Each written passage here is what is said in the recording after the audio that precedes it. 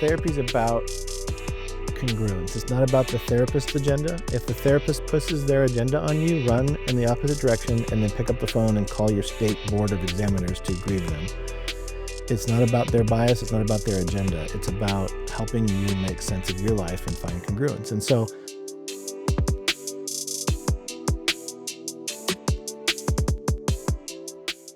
So in the spirit of things, and that this is the Mental Health Made Simple podcast, I always try to hold us very accountable to how many times we tend to still use like the big words and big definitions and types to talk about the stuff we talk about on the podcast. Yes, because I go back and listen to everything. It's not me being a perfectionist. It's just I like to see like how things go. how about they be the judge of that though after they listen to the perfectionistic episode? No, I'm just kidding. Just kidding. We'll let them be the judge. And so go back in the show notes and listen to that one. But we have talked about different therapy types, and I wanted us to start to infuse some shorter conversation in about simplifying like different types of therapy, because there's not just therapy. It's almost like going to either one of those like teppanyaki girls or like a sushi buffet where you walk in and there's like, it's all sushi, but there's like a million different types of different types of sushi that you can pick from. And the best way I have to describe what this type of therapy today is that I've had what's called cognitive behavioral therapy and I've had solution-focused therapy. And so the best way I would describe, like the wrong way to describe it would be that cognitive behavioral therapy is when your therapist makes you do CrossFit while crying about your childhood. I got to visualize that one for a minute. Not prepared for that. CrossFit by okay. Like you're doing deadlifts and it's physically straining, or you're doing snatch and cleans and you're just like sweating and you're like, yeah, I'm going, and you're just weeping about your childhood at the same time. You know, that might actually be an interesting form of therapy. I might have to, no, I'm just kidding. Yeah, that's not how we do it. I guarantee you we could turn that into a mental health hack and become instant viral influencers. Oh, probably. Yeah, you and I do like literal mental fitness. Do a little spoof in CrossFit gym and the 90-day reset to wipe your mental health clean with mental fitness with Mark and Jonathan. Come do snatching cleans while crying about your childhood. You're on. Let's figure that out. That would be fun. Well, I like this because I think we talk about this all the time. This is not counseling. This is not replace counseling. This is just tools in your tool belt. And as we were talking, we're going, you know what? We probably should like give you all like the lowdown on certain types of therapy so you're not walking in blind. Yeah, and if you're new to the podcast, like go back and get caught up. And like I said, we're trying to make things as simplified and as approachable as possible, because mental health is often overcomplicated, gatekept, and things are presented in a way to be truly helpful, but in a way that most people just can't understand. And I was going somewhere with that. And oh yes, and if you're new here, we're not. I mean, we're just two dudes talking, but Mark is a very well-respected clinician, speaker, professor, former pastor. I'm a former pastor, but I'm a practitioner of mental health. I'm entrepreneurial, leadership space, work with several orgs, run my own creative space, creative agency, and I'm deeply passionate about mental health. Mark has all of the clinical knowledge, and so we decided, what if we just combine this two and sit down and have conversations that people either love or hate, and hopefully they find value. And so far they have. And if you're new, we want to welcome you to Mental Fitness, where we're going to do CrossFit and make you cry about your childhood. So there you have it. And oh, by the way, leave us a rating and review.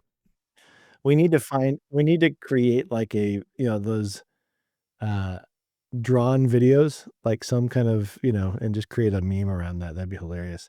Somebody doing a deadlift while crying. Yep, exactly. Yep, awesome. So we're breaking down cognitive behavioral therapy today. It is a mouthful, and I jumble the words together often, so you're going to hear it pronounced once correctly. And in the rest of the episode, I make no guarantees. So let's simplify CBT. Cognitive behavioral therapy, CBT. What is it not? Don't zone out. It is not an end-all, be-all, fix-all formula. And it might not be the right fit for you. It might not be. And the reason I say that is there are people that love this so much that it becomes their end all be all fix all and it misses things. Now, don't hear me say this. I like it and I use it in my tool belt as a therapist, but it is not the lens at which I look at stuff. So, as a therapist, I have a question for you. Do you use just one type of therapy with your clients, or do you infuse different nuances of different types based on the patient's needs? I only asked that because it was never really explained to me. Like I was always assumed or and understood that, oh, this person is a CBT therapist, this person is a whatever therapist. This is, that's all they did. That is that's still happening. So it's still important that when you're looking for a therapist, you recognize and ask those questions. I would, and this is going to get me in trouble, but I don't care. A good therapist is going to be someone that has a pretty interesting understanding of change, continuum of change, and then they have an understanding of what it means to be human. Those two things are really important. What is change and what does it mean to be human? I encourage my students all the time to wrestle with those questions, and here's why. Because that's gonna be how you show up with your patient or your client. So every client that I look at, I see through the lens of how I understand those two things. And do you weigh that against? So I'm assuming when you see a potential client and you're weighing those questions out, are you weighing that based on whether you will be either A, suited to help them or not be best suited to help them? Or if you feel like you are suited to help them, what would be the initial best move? So yes. So it informs the intake process that I do, and the questions I ask, and that it informs how I engage the person. And so the way I do it is any potential client gets a half hour free consult with me, and we talk about these types of things. What's bringing you to therapy? What are you hoping to get out of therapy? Here's who I am. What kind of questions do you have for me? Here's how I approach therapy. We talk about all of that, and then I I tend to ask them, go take the night if they're of faith, take the night to go pray about it. If they're not, take the night to just think about it, talk to some people in your life about it. Really recognize it's going to have to feel like a decent relationship. And if it doesn't, then let me help you find another place. I think that's the kicker too, is having the ability to say, hey, I don't know that I'm actually best suited to help you. Or if they just say, hey, I don't know if you're the right fit. And then to say, okay, well, if how can I point you towards somewhere else? I use that process in my own business, which is not counseling, you know, in the business space. If I realize I can't, like, I wouldn't be able to fully show up for someone, or that maybe my skill set is not designed to help them get to that next stage, I'm already thinking like, okay, the next layer of value here is let me guide this person into the right direction. And I would say in clinical care, especially mental health, that's even more important because you're dealing with someone who they may have a small issue, they may have a big issue, and you don't want to leave them feeling like, you're out in the cold. Sorry, see you later. Right. The sign of a good therapist is how they engage you in the first 30 minutes of your session. Yeah, because it's not about you, it's about them. And so I always tell people that, like, you have the first right of refusal. You're the consumer. You're looking for somebody that's going to be a good fit for you, that's going to challenge you, that's going to engage you. And here's the thing. A therapist is not meant to affirm. A therapist is not meant to agree or to give advice or to fix. A therapist is one that's going to listen, lean in, use the skills and some of the tools that we'll be talking about in these shorter episodes to draw out inconsistencies, directions, growth, all these things in your own life. They're basically really good detectives trying to help piece things together and ask questions. And the whole goal of therapy, let's just be completely honest, the way I see change in human condition is congruence. And when I say congruence, it's meaning is what I'm saying, what I'm thinking, what I'm feeling, and the life I've created for myself, does that all feel like it fits? The pieces of the puzzle fit together well, and I'm okay with it. Most of the time, when people come to us in counseling, their puzzle is completely screwy. Oh man, I don't want to laugh at this. Have you ever watched the show New Girl? Oh gosh, a long time ago. There was an episode where they realized Winston was colorblind. When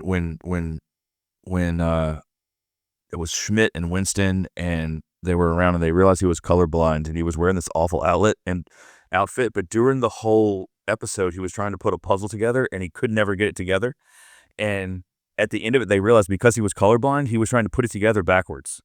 Oh gosh. The underside of all the pieces, he would see this puzzle, and it was all just mangled and shoved together because he was colorblind. Well, that's a beautiful example to this conversation. I love it. I love it. I love it. Well, and that's really what it is therapy's about congruence. It's not about the therapist's agenda. If the therapist pushes their agenda on you, run in the opposite direction and then pick up the phone and call your state board of examiners to grieve them. It's not about their bias, it's not about their agenda. It's about helping you make sense of your life and find congruence. And so we have different tools then that can help us with that process. And one of them is cognitive behavioral therapy. And simply put, cognitive behavioral therapy is this idea of changing our thoughts so that our life will change. When you talk in terms, when you say congruence, and correct me if I'm wrong, incongruence is what's on the inside is different than what's on the outside. Congruence is now what's on the inside is the same as what's on the outside. And CBT, because I'm going to jumble the words up, is one pathway to getting you from being incongruent with your mental health to congruent. Great simplification. I love that. That's why I'm here. If we look at cognitive, it's thoughts, feelings, and behaviors. It's to teach you to learn how to, in spite of being colorblind, how to then be able to put a puzzle together the right way so that you can see the different pieces of the puzzles and not just like put it together wrong. Right. And so I think a lot of times we think that our feelings, the age-old conversation of what comes first, our thoughts or our feelings. What drives behavior, right? This is all the stuff that we argue about in the counseling field, which is just stupid. But is this idea that I mean, I would say your thoughts trigger your feelings. yes, and I think it's a 1/100th to 1/300th of a second either way. Mm-hmm.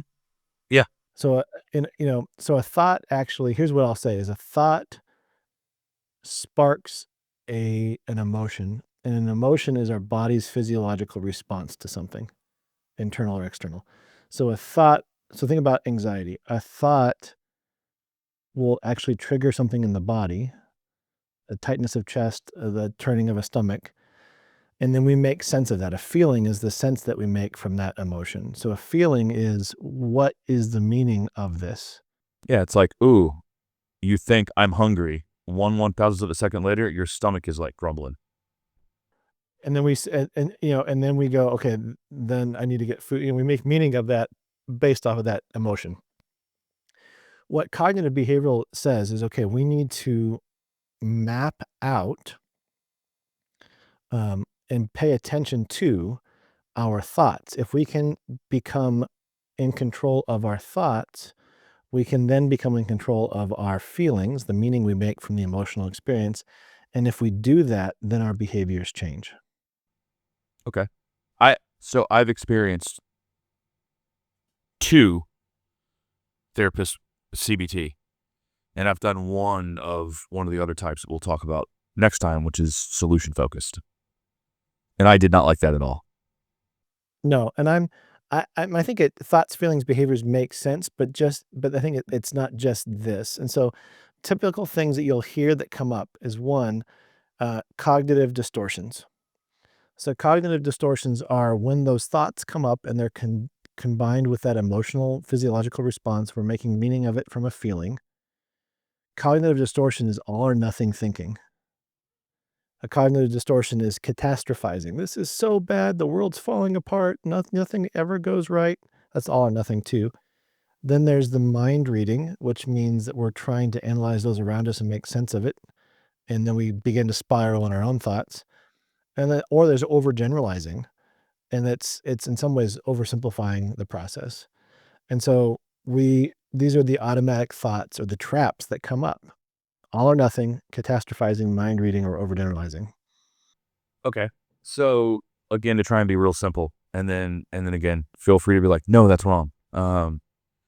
Because with this, to the listener, Mark is the expert. I'm the practitioner, so you're going to get real simple for me. So you have cognitive and then behavioral. So the cognitive example would be, in terms of the thought, would be, and this, I'm going to take this back to the perfectionist episode, where it's like, I always screw things up. That's an automatic negative thought. So that's the thought, that's the cognitive part.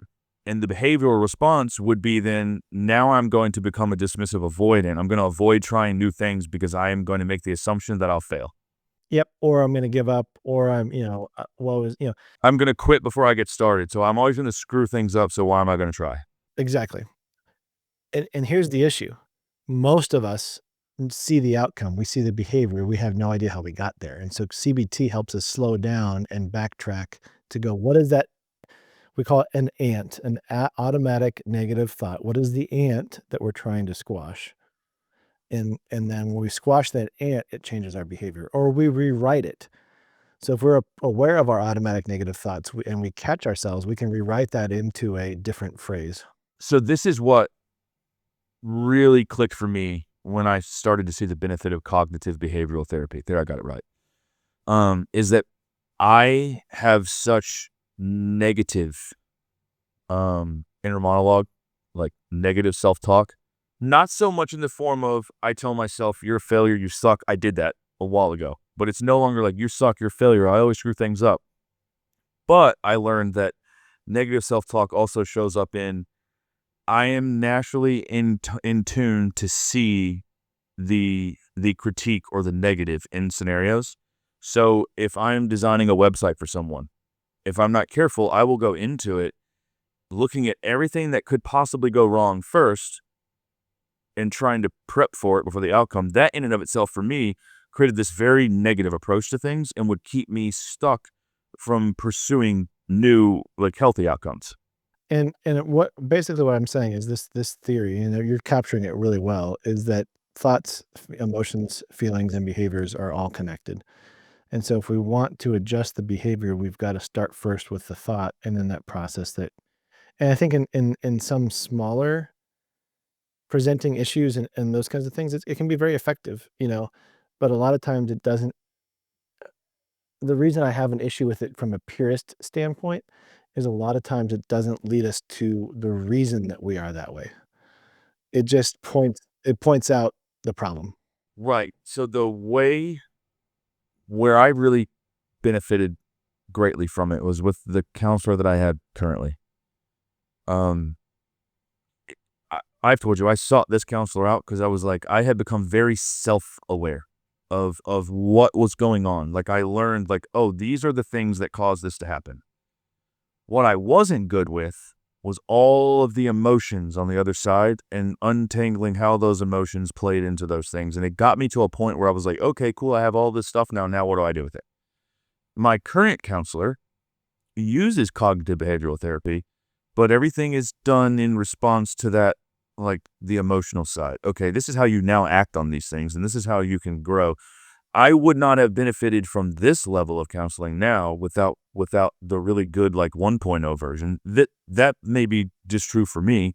It also took me going through one really terrible season with the most. I'm not going to drag anyone through the mud. You know how hurtful that was. It was bad. But that in and of itself brings a question because it was my first experience with counseling. I'd gotten to a place where I wanted to go, and I allowed myself to get beat up because I was in such a place where it was like, I don't know, like I don't know what's right. I don't know how to get any better. And it finally took someone saying, that person's not helping you. It may have even been you. It may have even been you, like, no, no, no, no, no, that, and you need to report that. Um, before I realized like, oh, and now I can move on because I was like, I'm here, fix me. And I just thought that's the way it was supposed to be. And you stay stuck in that. Yeah, and I think that's why we're doing these little mini episodes too, is just kinda going, "Here's what's happening, here's what it should look like." And so, I think the practical tools that we use in CBT that are client facing, meaning, "I'm not gonna do this for you, I'm gonna have you do this for yourself, and you can come back and report to me as a therapist." And I had a lot of exercises. And what I learned from those is just like the perfection episode, you gave an example of someone who's in a home renovation project. Those homework exercises, they give you tools and they teach you things and they teach you skills and they help rewire those pathways in your head, in your brain, to get you to where the narrative that you tell yourself changes and also changes the emotional action on the other side of it. so that you're able to move forward in a different way. So here are the big ones. Thought records, which we talked about, like track your situations. Like I call this is probably not the best terminology, but it helps me. When something happens and you want to go back and reflect, do a mental and emotional autopsy on what just happened. Go back and dissect it to a place of like, okay, that's not the outcome I wanted. What happened? And so the thought record is just kind of tracking, going, okay, let's see if I can go. I know what the emotion was, like you were saying. I know what the outcome was, but how did I get here? And so that's kind of going backwards and going, okay, what was that automatic negative thought? And you begin to write those down is a big one. A practical one for me would go back and again do a postmortem on something that happened. And then I found with me, a lot of my negative stuff, when I would go back and look at something, I would say, oh, I should have done this. This needed to happen different. And then stopping to say, okay, I would prefer to have done this differently. However, this is what happened. Okay, so now what do I do next time? In light of that, what do I do? How do I do this differently? And that's what we would call Socratic questioning, basically creating a bunch of questions to reflect on and to adjust how to do that differently, which is fantastic.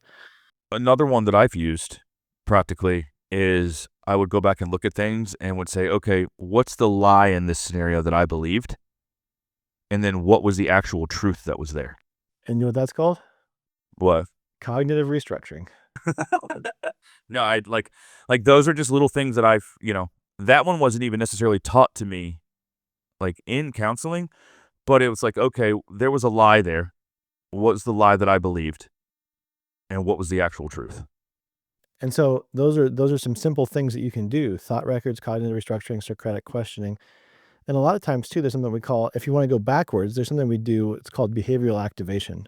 And this is a proven scientific fact that if you, let's think for exercise for a second. We all know it's good for us. But how many of us want to get up at 5:30 in the morning when our alarm's going off, put on our running shoes and go running? Some of you do. You might like, that sounds great. For most of us, the rest of, it's that idea that, okay, my automatic negative thought is crap, I got to get up. But the behavioral activation is, okay, get my shorts on, get my shoes on, let's get out the door and get going. And what happens about 5 or 10 minutes after you move and get going, your body, your brain, your emotions all catch up and go, oh, this is actually kind of nice. This is good. It's another homework activity is the behavioral activation. Just do it. No, the Nike slogan, just do it. Just go and do it, and you'll catch up. Something I like about that is giving yourself, like, thinking through all of the excuses of why you haven't done something in the past. Like, why do I not get up earlier? Oh, I have to get up and to get my clothes together. I have to do this. I have to do that. And like, okay, well, what if that becomes your before bed routine? Like, lay your running shoes out, lay your shorts out, lay your shirt out. Go ahead and set your water can on the sink. So you have to just put water in it before you go out the door if you don't want it ice cold. Um, I I like to run. I Ice cold water will make me nauseous. Oh gosh, no, it's horrible. And so I set everything there and like what can I prepare ahead of time so that all I have to focus on is just the thing. So I mean, that's the gist of it, right? There's no magic to it. That's what it is, and I think those are some of the things you can think through on your own.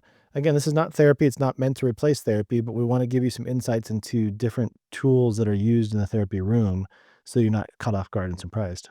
So as we land the plane, if someone's considering exploring therapy, what would be a couple of questions they could ask or a couple of things they could pay attention to if they're surfing a website for practice or they're setting up a call with someone to go through an intake? What are a couple of questions they can ask in relation to CBT that might help them get to a decision? Yeah, my favorite question is, how do you see the continuum of change? What does change look like for you? Because ultimately, that's the goal of therapy. Is Now, would they ask that? Would that be something they ask to the therapist? oh yeah, oh yeah. Like, yeah, and how do you approach therapy might be another one. Um, could be an interesting conversation. Um, if obviously if there are certain things that are important to you, certain types of, don't ask who cares if they're Republican or Democrat, but if like if having somebody that is faith informed is important to you, then don't be afraid to ask that question. Or how do you handle somebody that is really religious or really has a strong faith? That will, I mean, obviously we're all supposed to meet people where they're at, regardless of anything. But you also want to get that, you want to ask some of these harder questions so that you feel, okay, they handled that well. They answered that well. I feel comfortable entering into the beginning stages of this. And here's what I'll say, and I'll say this every time we do one of these episodes. You can get 2, 3 sessions in and start hitting some red flags. That was going to be what I would follow it up with. When you decide to try, therapy, you don't come to a decision after the first session. It is going to take at least 3 sessions before you start to feel the the rust breaking off and starting to move. And it's also going to take a few sessions to get to a place where you have some questions to bring. It's like, hey, this is a bit confusing to me. These are the alarm bells. And know that no matter where you are in your mental health spectrum, whether you're like, okay, you're not as great as you'd like to be, but you're definitely not in red flag territory. Like, I am in an emergency situation. No matter where you are on the spectrum, do not just sit there and not talk. Nope. And do not just sit there and go, this is not a good fit. Don't just take whatever. Do not, and just think it's not a good fit and just stick with it just because you feel like you're at the end of the rope. Ask questions and stand up for yourself and be curious. And here's what I will say is a good therapist, the way we train and the way we are trained, is if it's not a good fit, we do everything we can to find you a good fit. That is what a therapist is supposed to do, period. It's our ethics. It's what we, just like the Hippocratic Oath that doctors take, that's what we take, something very similar, that we are meant to make sure that your well-being is cared for, regardless if that's with us or with somebody else. I think that's a good one to land the plane on. Would you say that that's an okay question to ask if someone's just curious about therapy? Like, hey, if we get 4 sessions in and I feel like, if one of us feels like something's off, or if we get 4 sessions in and you feel like this is not a good fit, will you tell me and help me find somebody else? Yes, that is an amazing question to ask in the first 30 minutes or an hour of session. I would definitely ask that question. That would be one to have. Well, Mark, this is great. I like these shorter episodes from time to time. I think these are great to unpack because there's, tons out there. Like, there's a whole bunch of different types of therapy and things to do. Mm-hmm. Oh, we could do this every week for the next 52 weeks and still have stuff to talk about. So, oh yeah, it's a really fun series. I hope you guys have enjoyed this. Guys, as always, check out mentalhealthmadesimple.life. We have tons of practical resources. If you are a listener and you are in the ministry space, you're a pastor, maybe you attend a church, and you want to bring the mental health conversation inside of your church community, check out mentalhealthmadesimple.life for churches. We have created an incredible resource to meet the church where the church is and help the church bridge the gap between mental health and equipping people, equipping to literally love people like their neighbor. We will have a ton of resources coming for men, women, families, leaders. This is just one that we have started. So if you know someone who attends a church and you want to bring mental health, the conversation into your church community, reach out to us. We would love to give you a sample that we've created to see how it might fit. No shame, no guilt, just to show up to simply and practically meet the spiritual community with clinical, science-backed practical help. Leave us a rating and review. Guys, we love having these conversations, and we will see you right back here next time on another episode of Mental Health Made Simple.